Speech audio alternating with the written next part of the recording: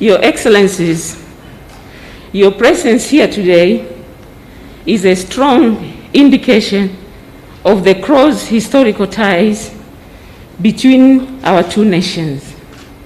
Our powerful message as a private sector in Kenya and Tanzania is to widen and deepen investment trade relations for the mutual benefits of our two countries. Your Excellencies, today's Business Forum is a very important and a timely opportunity for Tanzania and Kenya business community to meet, discuss, exchange experiences with a view to highlight success, challenges, and most important, proposed solution for sustainable private sector development for our two countries that form part of Greater EAC. Your Excellencies, I wish to identify some of the key areas that require our utmost attention, if addressed, will unlock investment and trade opportunities between our two countries. Kindly allow me to mention a few. Number one is the value of collaboration. There should be a strong collaboration between Kenya and Tanzania business community to accelerate our economic recovery given the current COVID-19 pandemic. All of us has taken lessons, especially in having collaborative and harmonized approaches. This business forum is an opportunity to engage on various key areas, be it tourism, agriculture, digital economy, infrastructure, investments, projects that can create jobs, and rules of PPP. In recovery of various economy, we need to position our two countries to attract investments, working together as collective, first and foremost, is very critical. Number two, upholding trust and mutual respect. These are crucial elements in our bilateral investments and trade engagements. We should enhance trust and mutual respect between our economic actors. Number three, investment in value addition. Our countries are endowed with natural resource and comparative advantage, which must be properly harnessed so they contribute significantly to our economies. We must challenge the conventional thinking and innovatively use our resources to drive positive change.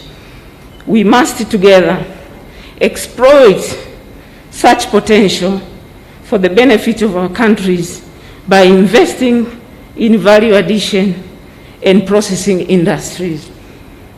Number four, increase bilateral trade between our two countries. Despite the fact that there is significant trade between Kenya and Tanzania, great potential still exists given the opportunities available. However, this has been undermined by persistence of recurring NTBs and technical barriers and SPS, sanitary and phytosanitary measures that limit the capacity of manufacturers to enter regional markets for their products.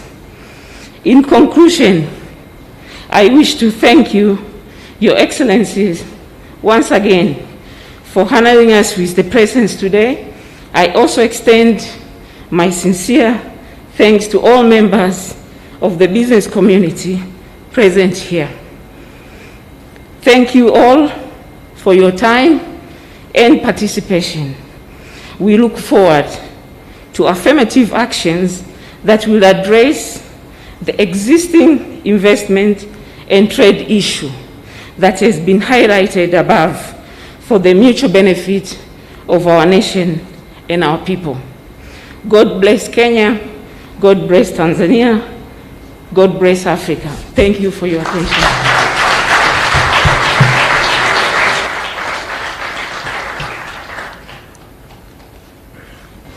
Kwa ruhusa yako Mheshimiwa Rais, naomba sasa nimwalike Madam Caroline Kariuki Karuga asame mafupi.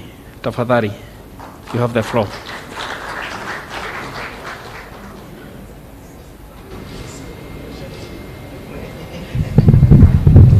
Your Excellency, President Uhuru Kenyatta, the President of the Republic of Kenya and Commander-in-Chief of the Defense Forces, High Excellency, President Samia Suluhu Hassan, the President of Tanzania, all protocols have been observed. You will forgive me for my bad Swahili, so I will stick to English for today, but in our next meeting, I'll have polished a bit of my Swahili. Let me just introduce Kenya Private Sector Alliance to you, High Excellency, who we are very, very proud to have you today, and we are looking forward to a really good engagement. The Private Sector Alliance, KEPSA, is the apex body of the private sector in Kenya that brings together the local and foreign business associations, Chamber of Commerces, corporates, as multinational companies, large corporates, SMEs, and startups from all sectors of the economy under one umbrella to enable them speak in one voice when engaging government and other stakeholders on cross-cutting policy issues affecting private sector development. KEPSA supports business with training, opportunities to network, financial linkages, mentorships and coaching, access to markets, value chains, and access to investment opportunities. We are basically the federation of associations, and many of them are represented here, and they cover all the sectors and in all parts of the country. And so I'll be speaking on the behalf of the private sector in Kenya today. And since my colleague from the TPSF, which is the KEPSA of Tanzania, has highlighted some of the areas that we want to look at, I'll be basically looking at some of the areas that we want to discuss in terms of just the specifics. But before I do that, one of the things that we've realized, Kenya and Tanzania are basically at the same level with GDP and in terms of FDI, when you look at the numbers, so that we realize we are really, really brothers and sisters of the same father, maybe different mothers. Tanzania has been growing, has been a growth hub in the past decade, recording an average of GDP growth of 6.3 annually between 2010 and 2019, and doubling the size of its economy from $32 billion and to $63.2 billion. Kenya's growth in the same period averaged about 5.8%. Basically, we are the same, increasing its GDP from $40 billion to $95.5 billion. In terms of foreign FDI, our two countries have continued to attract significant investments in the region. In 2018, Kenya attracted $1.6 billion in FDI inflows and $1.3 billion in 2019, majorly on two ICT and health sectors, while Tanzania in the same period attracted $1.06 billion and $1.1 billion respectively in 2018 and 2019. Kenya is a key partner and the largest source of African foreign direct investment into Tanzania. And I will not go into the numbers in the interest of time. We note with appreciation the continued implementation of policy reforms towards improving the business environment and facilitate investments in both our countries. Tanzania has attracted immense investments in its mining and energy industries. Kenya, by the same token, has been celebrated as a scion in ease of doing business reforms that have been spearheaded by you, Your Excellency, in your usual roundtables with KEPSA that helped the ease of doing business move from 136 in 2015 to 56 currently, and we're looking to work on the competitiveness index this year. By working together, our two countries stand a better chance of accelerating our economic recovery from COVID-19, attracting investments in joint areas of comparative advantage, and position us to benefit immensely from the emerging opportunities of the African Continental Free Trade Area. KEPSA has established strong partnerships and trade relationships in Tanzania by signing an MOU with TPSF, which is our counterpart, in April 2018. We jointly Made in Tanzania Expo with TPSF in KICC and facilitated successful B2B matchmaking opportunities. By working together on areas of joint comparative advantages of both countries, our business communities can exploit several opportunities with government support.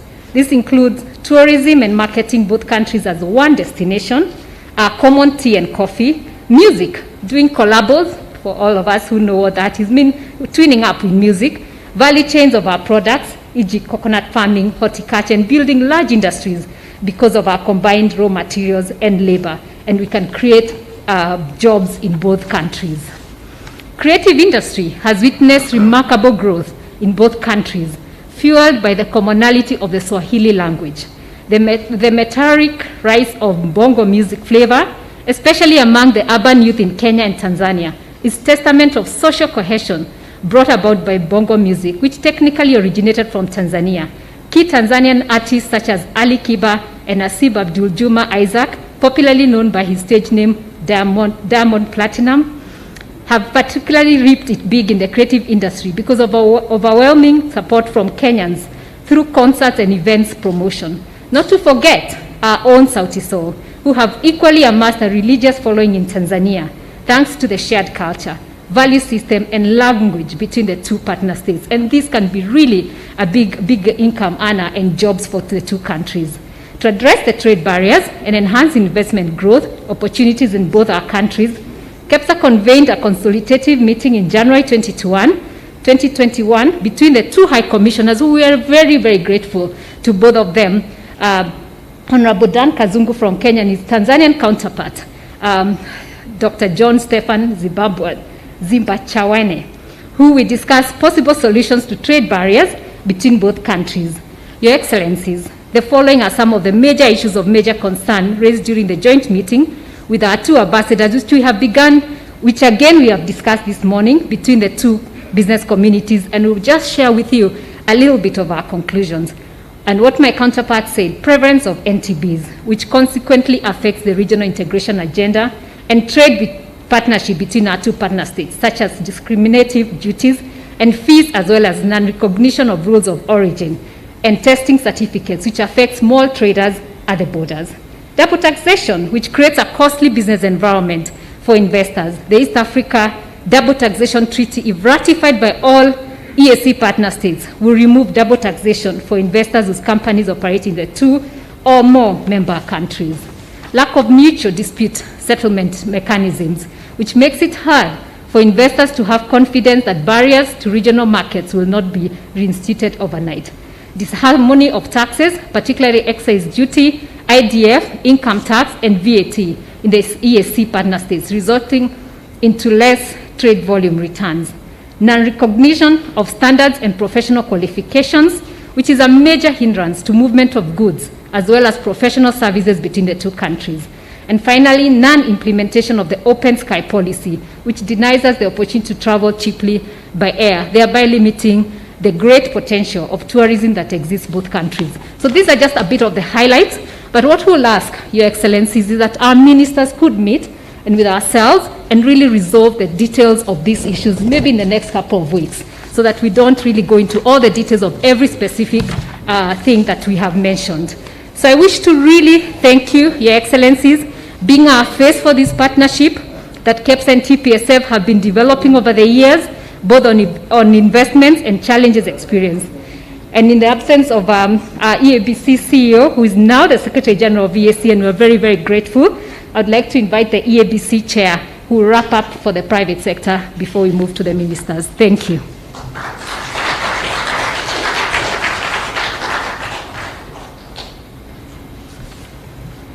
Asante sana Caroline Kalogha.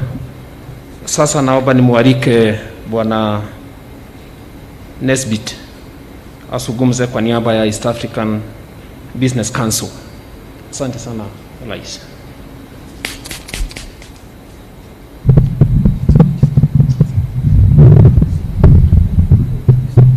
Asante Bwana Weru.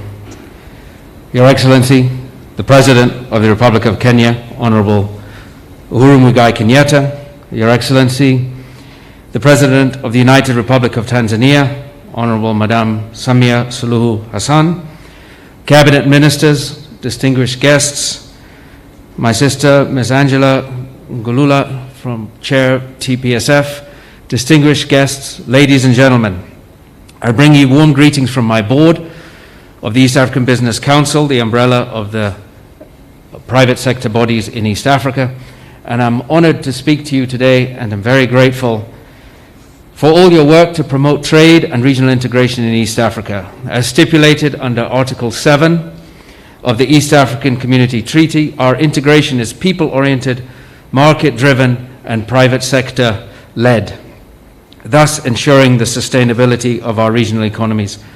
And this business forum provides us an opportunity to strengthen the partnership between private sector and your governments while furthering regional integration. And with that in mind, Your Excellencies, this morning I'd like to give you our view on what it's going to take to really create giants from East Africa. Despite being the fastest integrating region on the continent, our inter-East Africa trade is under 20%. It is far less than what it really should be. It is not at the levels of SADC, which is at 47%, the EU at 68%. We must push our intra-EAC trade above 50%. But we won't get there unless we get busy, unless we get to work, Your Excellencies, unless we address these non-tariff barriers. I've been around the East African community, and I've seen for the last 10 years many of the same NTBs that keep popping up. We're addicted to NTBs, it seems. But we're pleased to see that resolving the NTBs is a big part of the agenda in this state visit. So to do this, we need the following. We need a strong East African Community Secretariat. We have a new captain, we have a new Secretary General, Honorable Peter Mathuki, and we thank you, Your Excellencies, for appointing a very knowledgeable private sector individual to lead this role. And he is already very busy unifying his team and focusing on the regional agenda. We have many disputes. We must institute this Trade Resolution Committee that we've talked about for so long. We must encourage diversification. We talked about this earlier, Your Excellencies. Diversification of our value-add sectors and encourage manufacturing rather than importation. We must differentiate ourselves through manufacturing and adding value rather than just simply selling what others elsewhere have made. That does not enhance our competitiveness. We must build regional supply chains that mean you can manufacture one part of a finished good in Tanzania, another part in Kenya, and finally assemble it in Rwanda. We must make sure that these regional supply chains, whether they are car assembly or assembling these big Land Cruiser cars or agro-processing, lead the charge to help grow this region. And we must vastly increase our ability to move goods within and across the region by going digital.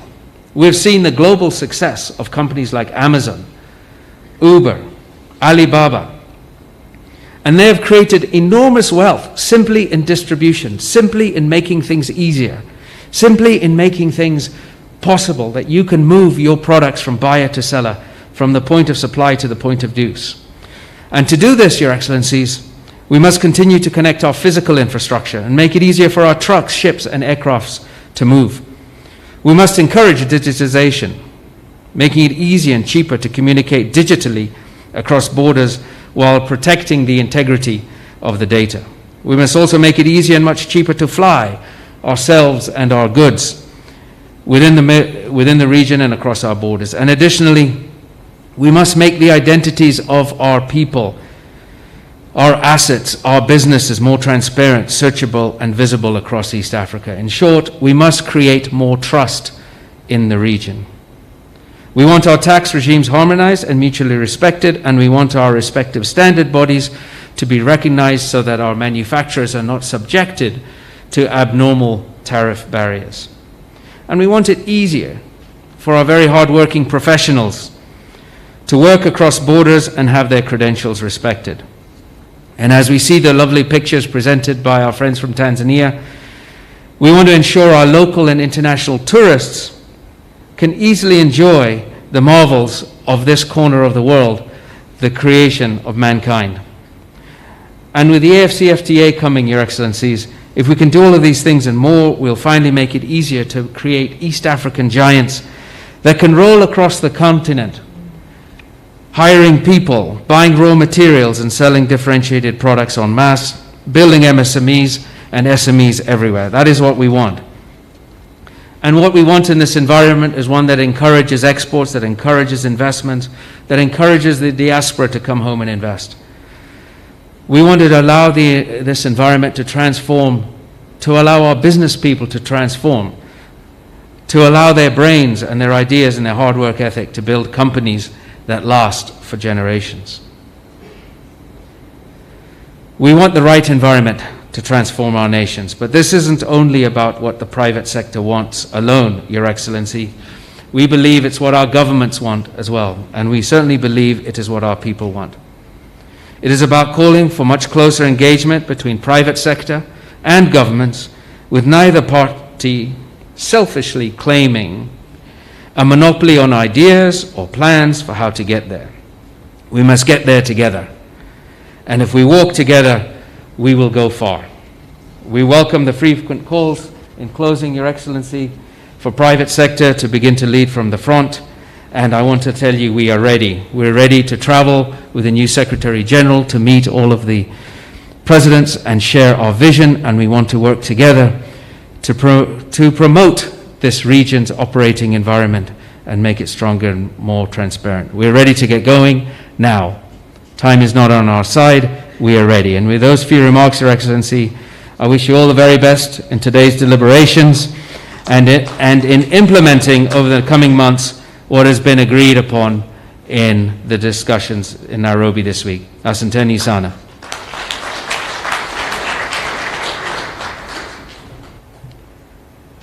Asante sana. Nick Nesbitt amezungumza kwa niaba ya East African Business Council. Kwa ruhusa yako Mheshimiwa Rais, naomba sasa nimwalike Richard Ngatia, the President of the Kenya National Chamber of Commerce. If you're in the house, Richard, you have exactly 2 minutes. You have the floor. Asante.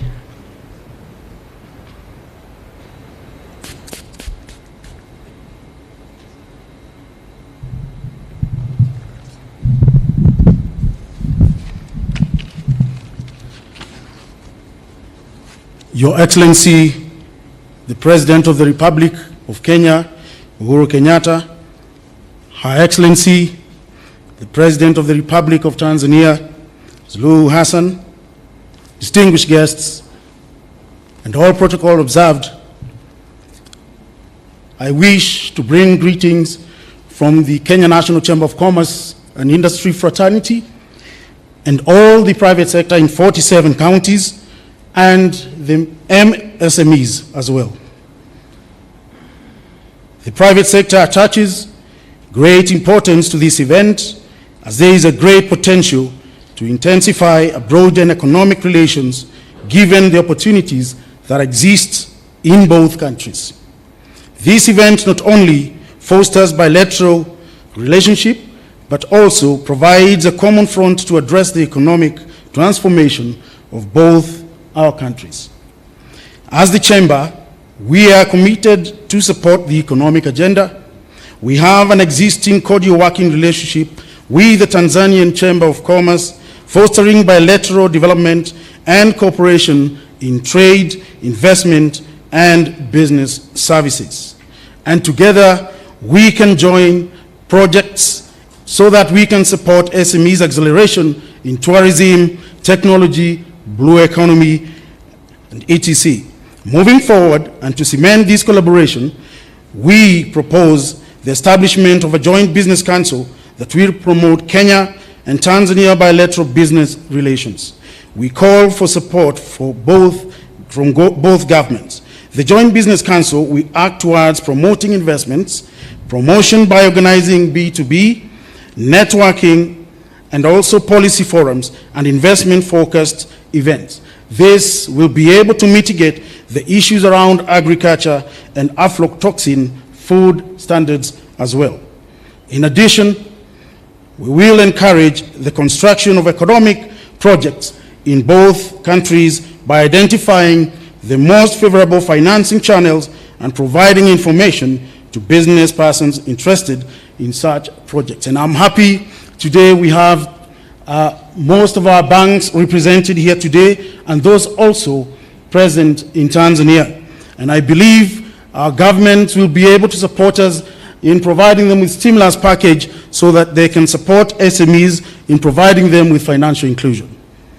We will continue to assist in the settlement of commercial disputes between business persons from the two countries through amicable means and through the Chamber of Commerce.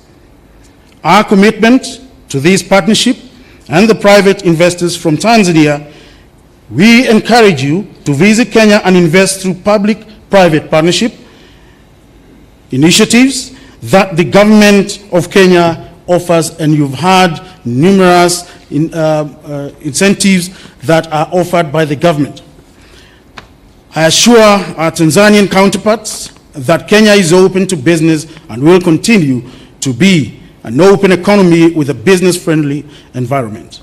To cement this relationship further, Kenya and Tanzania chambers have organized a trade and investment expo scheduled on August 30th to 5th September 2021 in Dar es Salaam, and this is giving opportunity to our SMEs to unlock their potential and tell their story in the most humanly way. Our assurance is that Kenya remains a resilient nation. We have a well-diversified economy that is supported by a conducive investment climate, broader economic reforms, technology, development, and improvements in infrastructure, and an exciting domestic consumer market with highly qualified and cost-effective workforce that has huge potential for economic growth for both countries. And it is time for us to support the youth, women groups to be in this location. There's an African quote that says, and I want to quote, "The cost of liberty is less than the price of repression." We today, on behalf of our two nations, can strengthen our cooperation as neighbors in that Pan-Africanism spirit which Kwame Nkrumah, a founding member of the Organization of African Unity, said, and I quote, "The forces that unite us are intrinsic and greater than the superimposed influences that keep us apart." In his address, "Africa must unite." That was in 1963. In conclusion, Your Excellencies, we request both governments to provide support and nature partnerships to achieve our goals. We welcome you, and we are here to walk the journey together so that we can bring hope to SMEs, that they can be able to penetrate the emerging markets. And together, Kenya and Tanzania are also members of the ICGLR, that is a 400 market in the Great Lakes region. Your Excellencies, we seek your support so that we be able to penetrate these markets through Tanzania corridor. And I believe if we together as the chambers, we can open an office, have a reciprocal, have an office here in Kenya, and we do have an office in Dodoma or Dar es Salaam, we shall be able to achieve this. With those few remarks, Your Excellencies, we wish you all the best, fruitful deliberations, and we thank you. Asanteni sana, karibuni.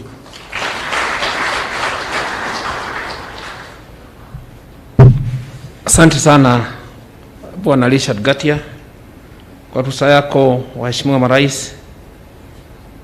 Naomba nimwalike Waziri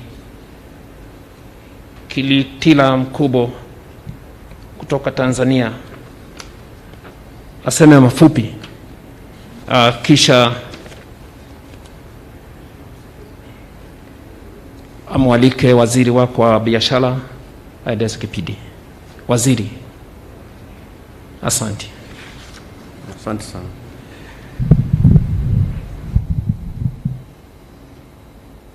Your Excellency Samia Suluhu Hassan, President of the Republic of Tanzania, Your Excellency Uhuru Kenyatta, President of the Republic of Kenya, honorable ministers and cabinet secretaries who are here, members of the private sector from both countries, invited guests, ladies and gentlemen. On behalf of my colleagues in the Tanzania business delegation and those from the government, I must express our profound gratitude for being part of this August Business Forum. In particular, we thank Our Excellency President Samia Suluhu Hassan for including in her delegation our friends from the private sector. That decision demonstrates her government's commitment and readiness to work with the private sector in transforming our economy. Your Excellencies, in a 1995 speech talking about the importance of leadership in promoting people's social and economic development, our founding father, Mwalimu Julius Kambarage Nyerere, said, and I quote, "There is no way in which we can begin to deal with the problems of Africa without leadership and without commitment. If you go to Asia, one thing which strikes you is the commitment of the state to development." End of quotation. Your Excellencies, we listened to you carefully yesterday in the course of your deliberations.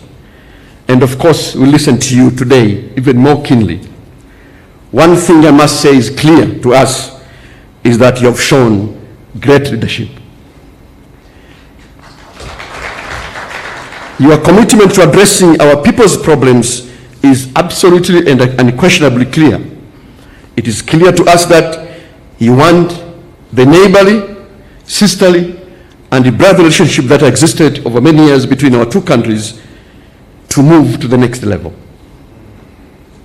In particular, you want our people to be able to trade smoothly, and that we take the comparative advantage of the economic potentials that exist in our respective countries and use them to promote our competitiveness as a region,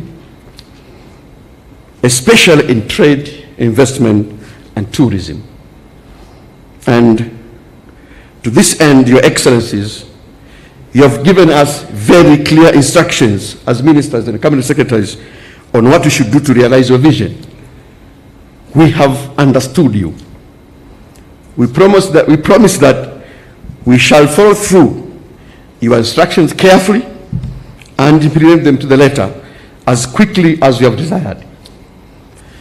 And at this juncture, Your Excellency, I want to report that this morning, already we had a breakfast meeting, 4 ministers, 2 ministers from Tanzania and 2 ministers from Kenya. We had Honorable Betty Maina, Cabinet Secretary for Trade, Industrialization and Enterprise Development. We also had my friend Honorable Peter Munya, Minister for Agriculture. We had Professor Adolf Mkenda, the Minister for Agriculture, and myself. And we were reflecting on your instructions. And we have agreed on 2 major things to implement your instructions. One, we hold, with your permissions, we hold bilateral discussions before the end of this month, for purposes of ironing out issues that are constraining trade between our two countries. And during our discussions, we also took note of one urgent matter which has happened over the recent past. And this is about the maize trade between Tanzania and Kenya. And we made some specific actions on this one, and my colleague, Honorable Betty Maina, will communicate when he speaks. With those few remarks, Your Excellencies, want to assure you that we, as your assistants, we are ready to take your agenda forward to ensure that we increase business, trade, investment, and of course, political engagement between our two countries. Asanteni sana.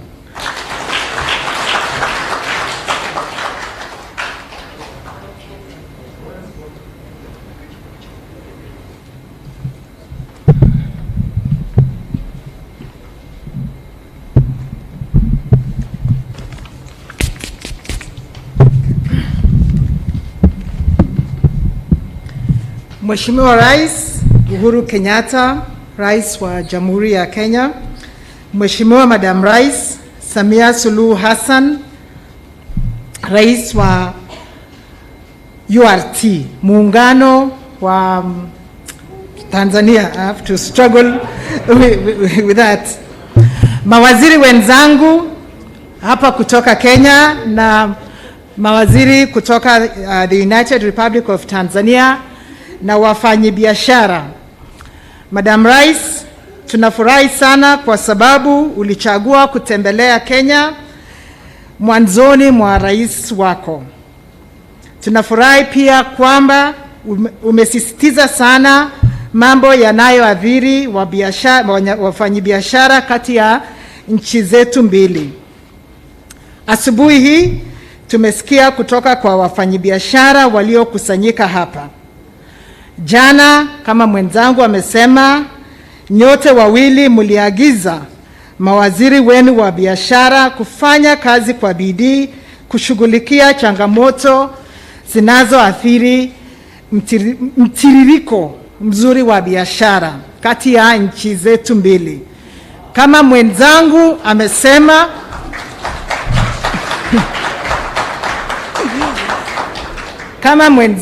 amesema, tunakupa ahadi kwamba tutatii maagizo haya straight to the letter. And we promise we will be back within a month with a report from the bilateral. And with those very few remarks, sasa tunaomba Mheshimiwa Rais, please welcome to address the business delegation gathered here. Asante sana.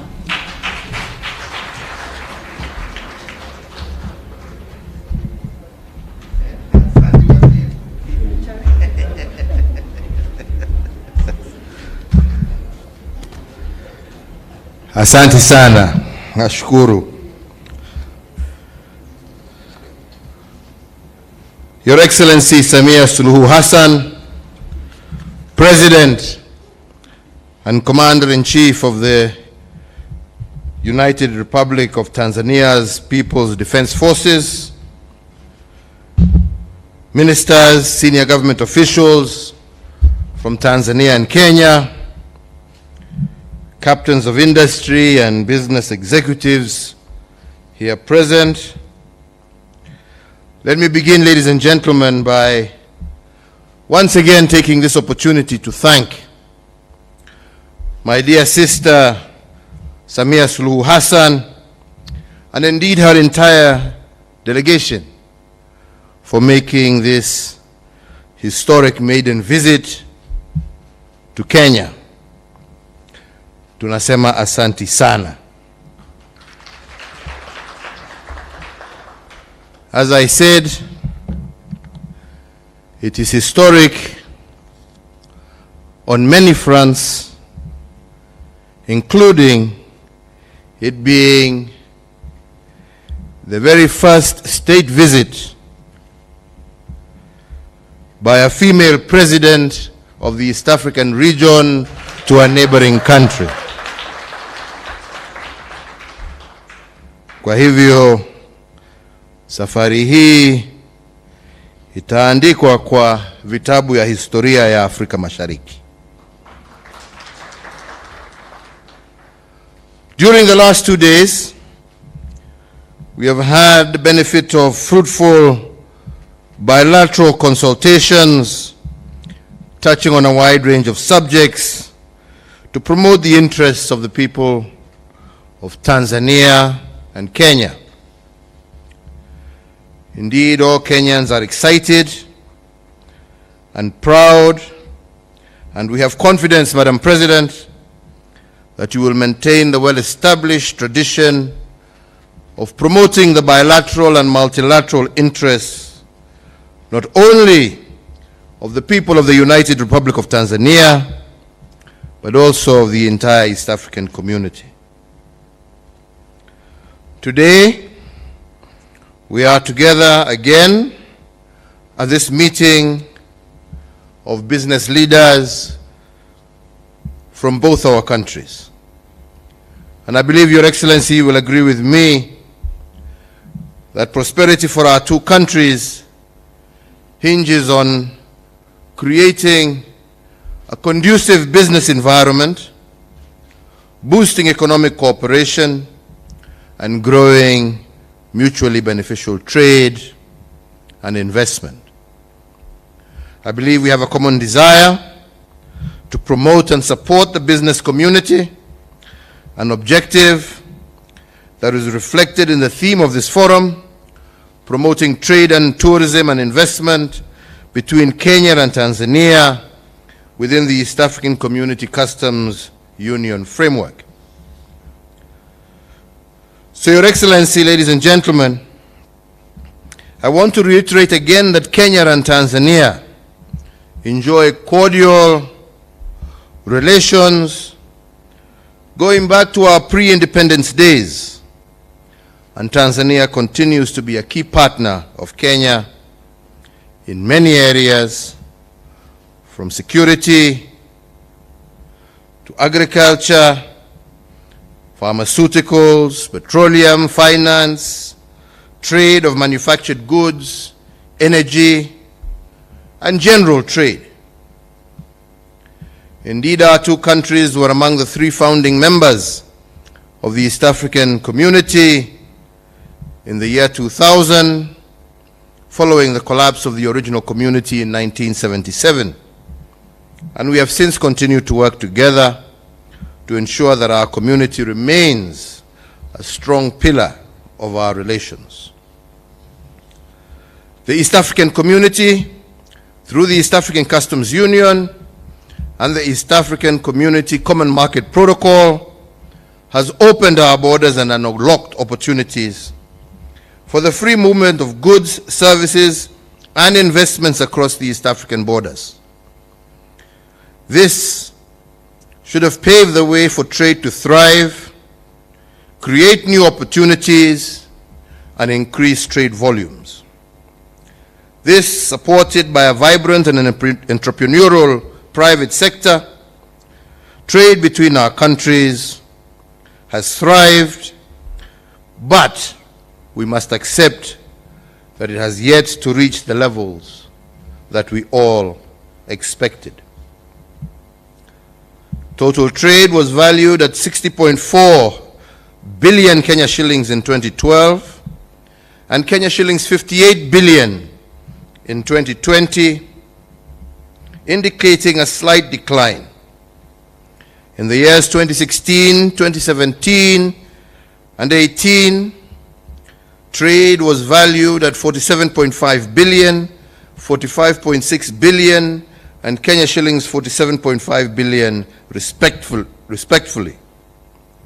This reflects challenges in the trade regime, which, as we have heard from friends in the private sector, we need to urgently address. Your Excellency, ladies and gentlemen, our private sector should by now be looking beyond our borders to seize opportunities accorded by the Africa Continental Free Trade Area, which came into effect on the 1st of January this year, and the older but still important East African Community and EU Economic Partnership Agreement. The Africa Continental Free Trade Area trading arrangement offers numerous opportunities for the business community and great potential to enhance inter-Africa trade to levels that we have never experienced before. Also important is the East African Community EU Economic Partnership Agreement. The Protocol on Rules of Origin under the EAC EU EPA allows our manufacturers to accumulate materials for the East Africa, the ACP, and the AU for conversion into finished products exported to the EU and other markets. I believe this could broaden the reach of our exporters and attract major investments into our respective countries. In this regard, Your Excellency, as we work collaboratively under these trade regimes to unlock the potential of our private sector's creativity, I wish to request your government to give effect to these two agreements through their ratification. In response to the conclusions reached by our business leaders, I wish to agree with the proposal that we have heard from your Minister of Trade, that they shall meet in the next 4 weeks and resolve all non-tariff barriers and other restrictions that have adversely affected trade between our two countries.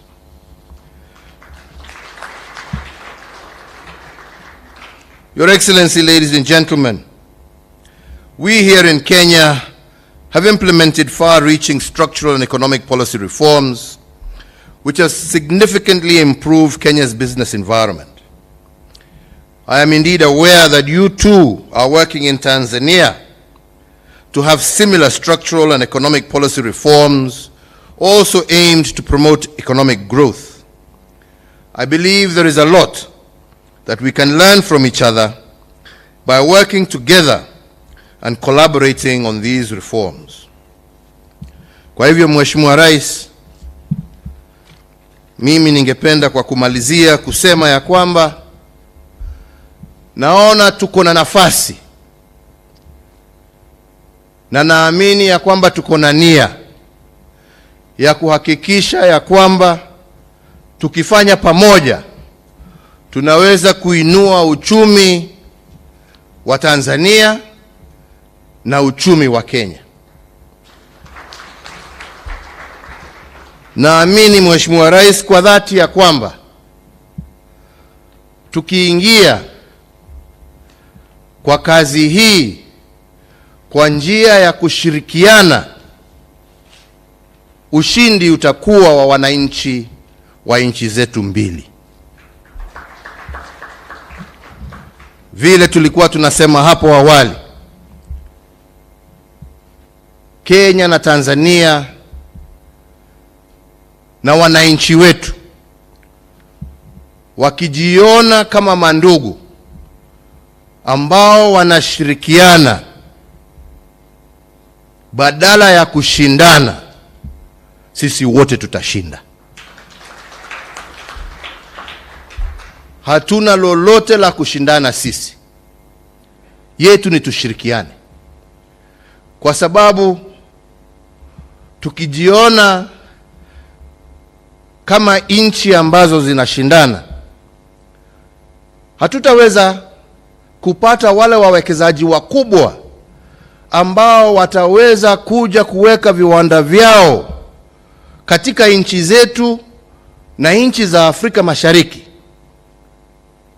Lakini ile ambacho tutaona ni kazi ambazo zingeenda kwa vijana wetu,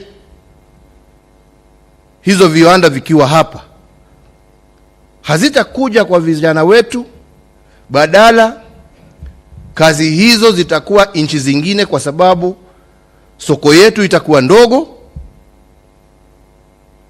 na sisi ndio tutakuwa tunanunua bidhaa za nchi zingine za nje, badala ya tusaidiane, tuseme njooni tushirikiane, tujenge viwanda vyetu viwe vikubwa.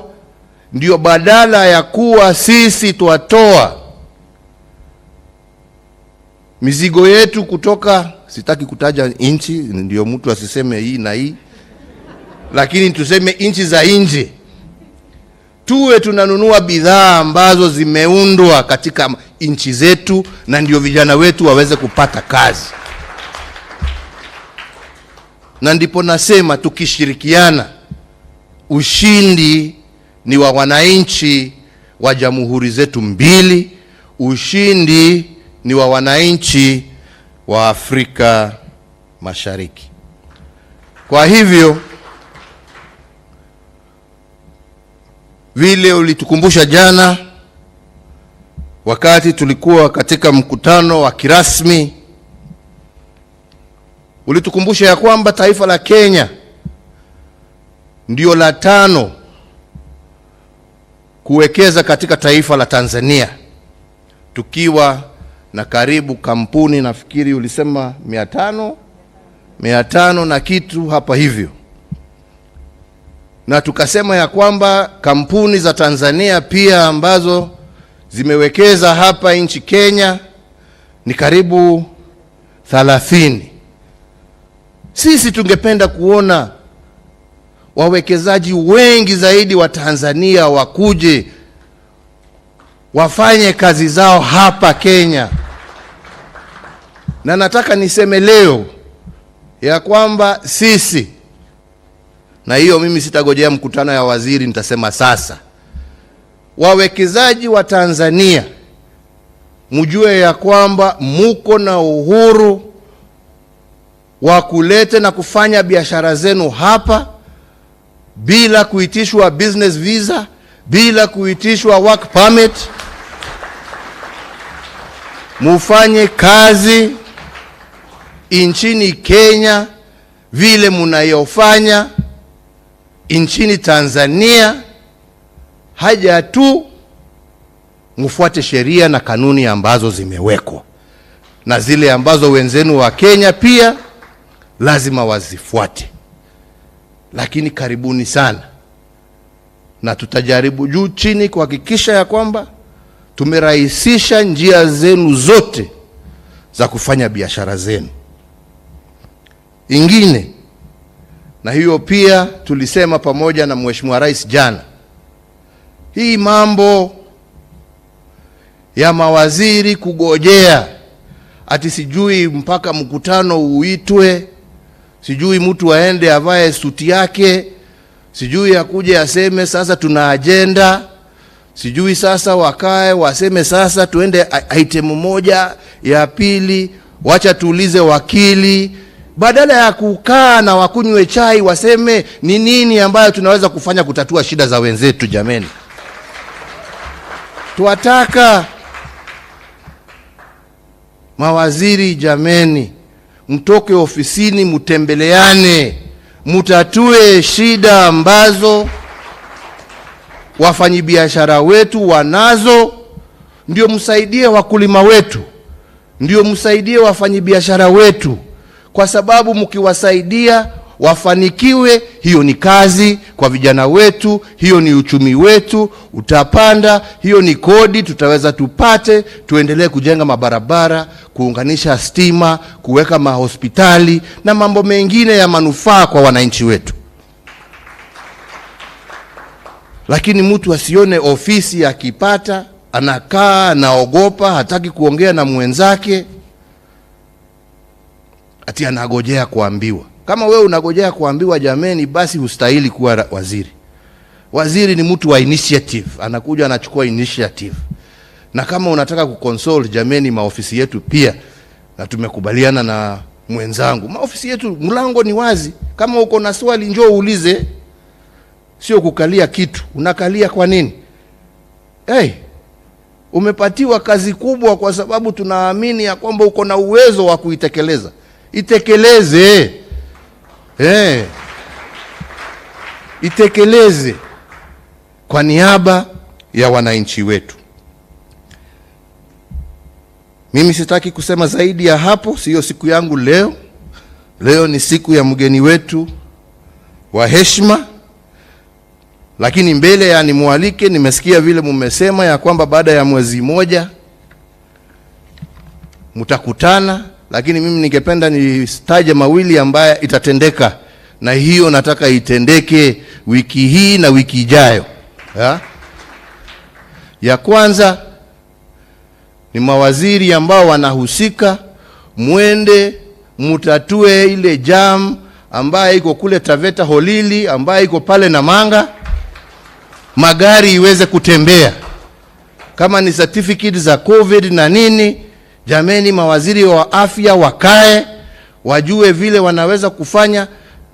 Certificate ikiwa issued Tanzania, kama mtu amekuwa checked Tanzania, basi hiyo certificate iwe sawa kwa aingie Kenya, na vice versa, ndio watu wafanye biashara zao. Ya pili ni hiyo mahindi ambayo imelala hapo mpakani, waziri, mimi ninakupatia wiki mbili yote iwe imefunguliwa na hiyo maneno ishe, kwa sababu hatutaki. Kuna haja ya kuumiza watu yetu jameni, au ni namna gani? Tumekubaliana wewe ni hivyo. Sasa kwa hayo machache, mimi nasema nina furaha tele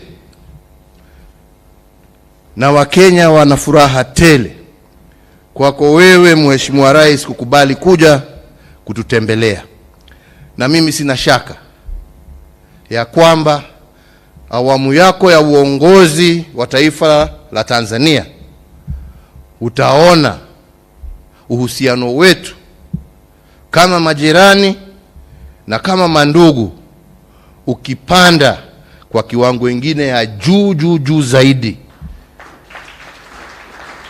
Na nataka kukuahidi kama ndugu yako ya kwamba tutatembea bega kwa bega na tuhakikishe ya kwamba safari hii tumeitimiza na tumeinua maisha ya wananchi wa jamhuri zetu mbili, tumeinua uchumi wa nchi zetu mbili, tumeinua uchumi wa Afrika Mashariki, na tumeanza safari ya kumaliza ufakara na umaskini kati ya wananchi wetu kwa yale ambaye tutayatenda pamoja. Kwa hayo machache, Mheshimiwa Rais, nichukue fursa hii nikualike kirasmi uongee na hawa wananchi wako, wafanyabiashara wako, kwa sababu wakiwa wa Kenya, wakiwa wa Tanzania, wote ni wako. Karibu waongeleshe na uwapatie yale mawaidha ambayo uko naye. Asanteni sana na Mungu awabariki nyote. Asanteni.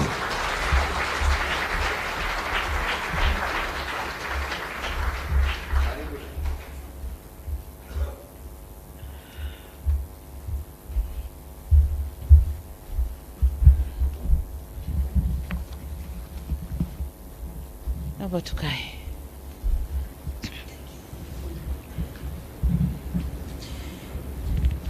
Your Excellency Uhuru Kenyatta, President of the Republic of Kenya, honorable ministers here present, permanent and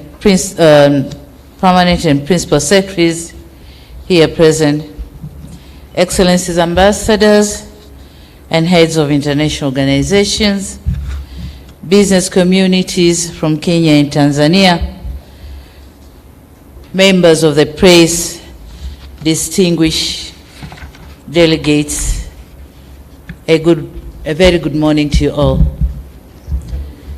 Na nataka niwasalimu, it's a very good afternoon, sorry. Niwasalimu kwa jina la Jamhuri ya Muungano wa Tanzania. Mnatakiwa kuitikia kazi iendelee. Turudie sasa, na wasalimu kwa jina la Jamhuri ya Muungano wa Tanzania. Iendelee kweli kweli. Asanteni sana. Mr. President, allow me to commence by thanking everyone who is here with us, especially yourself, my dear brother, President Uhuru Kenyatta. It's heartwarming to note that you have been taken time to share with us here in this occasion, while knowing you have a very busy schedule. Thank you very much. This is not only a clear testimony of how you value trade relations between our countries, but also confirms that to us the interest you have for the long-standing partnership between our two countries, and for many years now. As for the participants from Kenya and Tanzania, it is encouraging that you have made to this forum despite the fact that it is taking place at the most difficult time when we are facing the global pandemic, COVID-19. We are here, everybody with mask on our faces, And when I see people with the mask on faces, it reminds me in our village, when we go and do the herding with the goats, we protect them from eating the crops on the way. So we cover them the same way we are doing today. This is not very, but we have to do it. Personally, I'm delighted to join you here in this beautiful city of Nairobi, a city that was fondly referred as half London by Tanzanians in the years mid-80s. Today I can say without a pinch of a doubt that Nairobi has not lost its luster and has continued to flourish and be a hub for many world business and investments. Congratulations, Nairobi. Your Excellency the President, my appreciation would not be replete if I don't thank the organizers of this business forum for meticulously putting together this forum. The earnest dedication and commitment given towards making this forum a reality underpins amplitude of the interactions and dialogue between our governments and private sector. This commitment is very instrumental in steering an excellent and all-weather bilateral trade relationship, which is a cornerstone for the social and economic development of our people in both of our countries and the East African region in general. Dear participants, we are living in an era of globalization where interdependency is key and no country can develop itself in an isolation, and no one would view global competition as a zero-sum game. Real development is only realized when we develop together. Business-to-business interactions provides an avenue for companies to exploit areas of interest and forge cooperation for mutual benefit. Aspirations of many business people is to make profit, while at the very heart of it, such partnership should create jobs to boost up the socio-economic well-being of our people. The private sector is key to driving growth that will deliver these jobs, transform labor markets, open up opportunities, and unleash entrepreneurial spirit. These aspects can only be realized if businesses are operating in a conducive environment.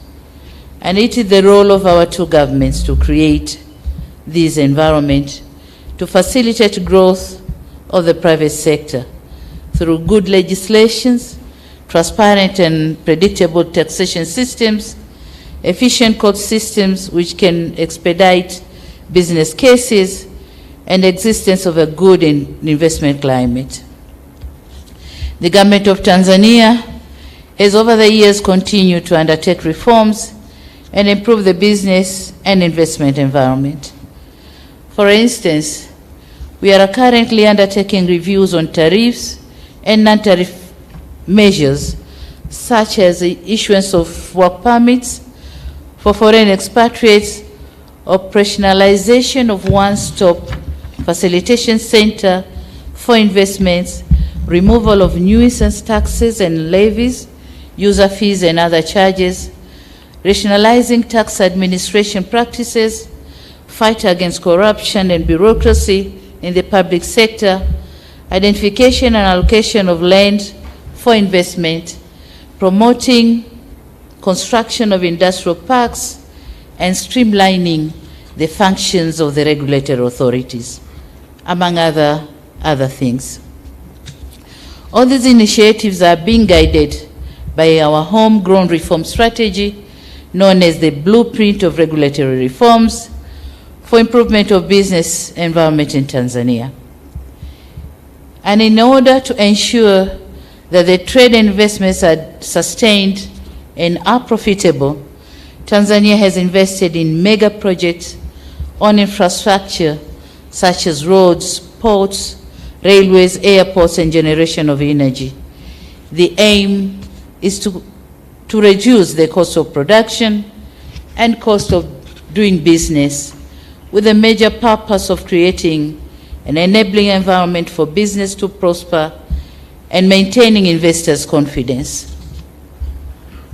Your Excellency and dear participants, allow me now to emphasize that Tanzania is highly committed to seeing a vibrant private sector capable of facing the challenges of the global economy through our industrialization drive. We believe that successful industrialization is the basis of value addition to our products, which in turn creates wealth and employment, and this is what business people should strive to achieve. The vulnerability of commodity export-dependent countries is well known, and it needs no emphasis. Upstream value chain participation is of utmost importance if our companies want to be effective in export undertakings. I'm emphasizing this because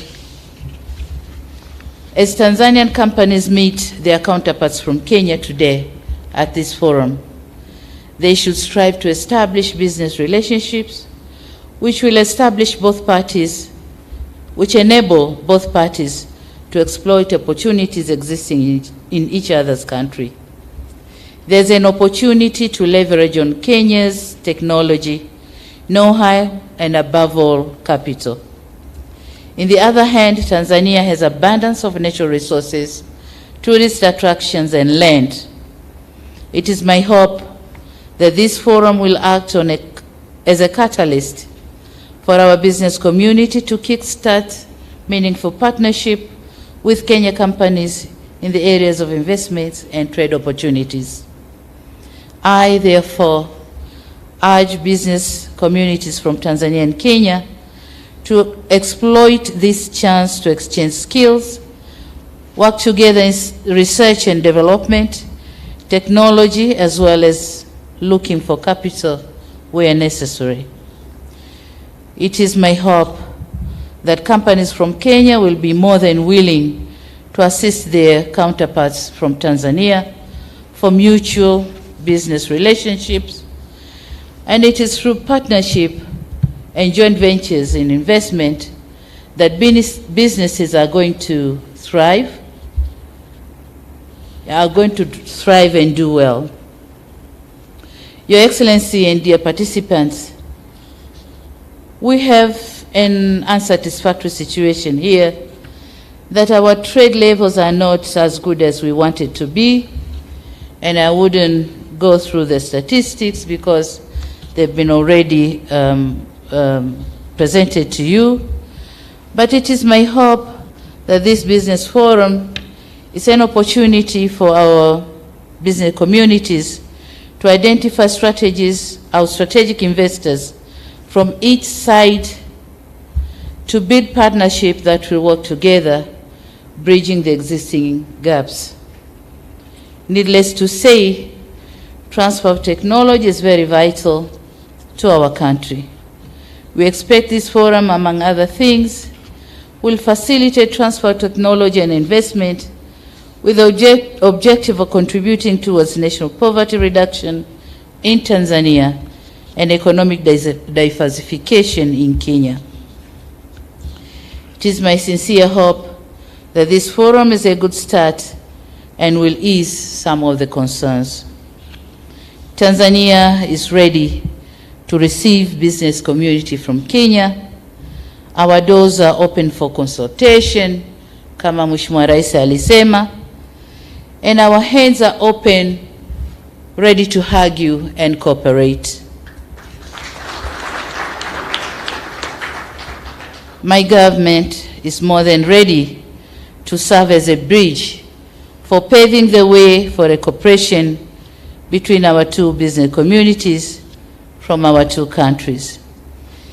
Having said all this, I look forward seeing an implementation of the agreed affirmative actions which arise from this forum. And you said it right that you are ready to go now, and I say go.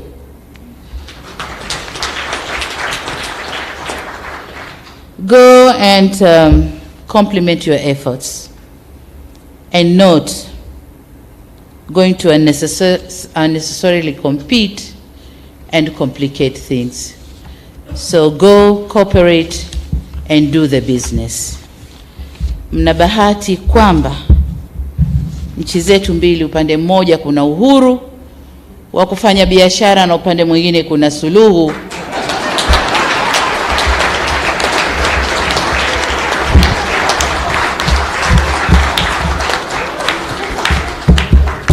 ya kuondosha vikwazo vya biashara. Kwa hiyo sasa mshindwe nyinyi. Asanteni sana.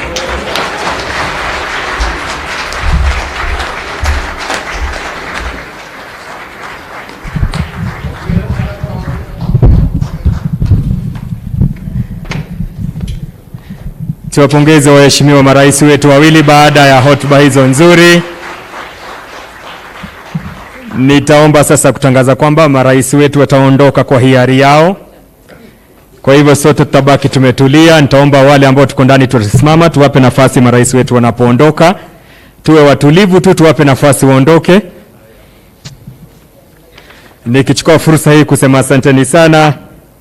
Baada ya hotuba hizo mbili kutoka kwa waheshimiwa wetu, Mheshimiwa Uhuru Kenyatta, Rais wa Jamhuri ya Kenya na Amiri Jeshi Mkuu wa Majeshi ya Ulinzi, pamoja na Mheshimiwa Samia Suluhu Hassan, Rais wa Jamhuri ya Muungano wa Tanzania, tuna kila sababu sasa ya kusonga mbele. Tutawapa nafasi watakapoondoka kwa hiari yao. Naam. Thank you, Mheshimiwa Rais.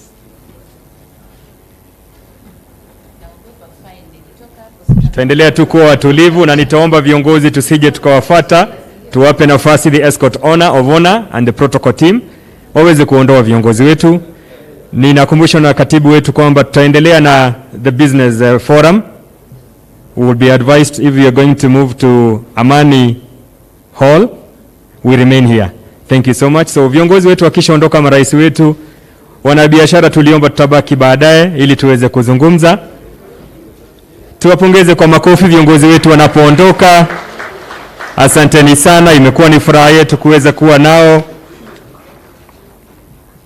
Ikiwa ni katika jukwaa hili la biashara kati ya Jamhuri ya Kenya na Jamhuri ya Muungano wa Tanzania, mada ikiwa ni kuboresha biashara, utalii, uwekezaji kati ya Jamhuri ya Kenya na Jamhuri ya Muungano wa Tanzania katika Jumuiya ya Afrika Mashariki, tukitilia mkazo umoja wa forodha. Tuwapongeze tena na niombe viongozi tafadhali tusiondoke, tuwape nafasi the escort of honor and the protocol team waweze kuondoa viongozi wetu. Tusalie tafadhali ili tuweze kuingia kwenye nafasi ya pili.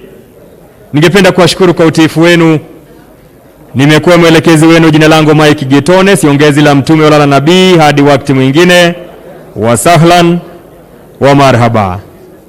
Nitaomba nimpishe mkurugenzi katibu mkuu Bwana Weru, Profesa Abasenda, ikiwa kuna jambo ambalo tungependa kuwatangazia wanabiashara. Tuketi tafadhali, tuketi kidogo ili tuweze kushauriana.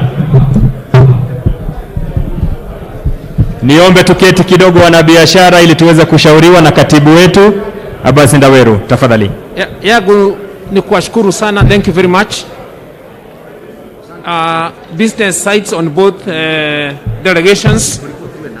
This room is available until 4 p.m.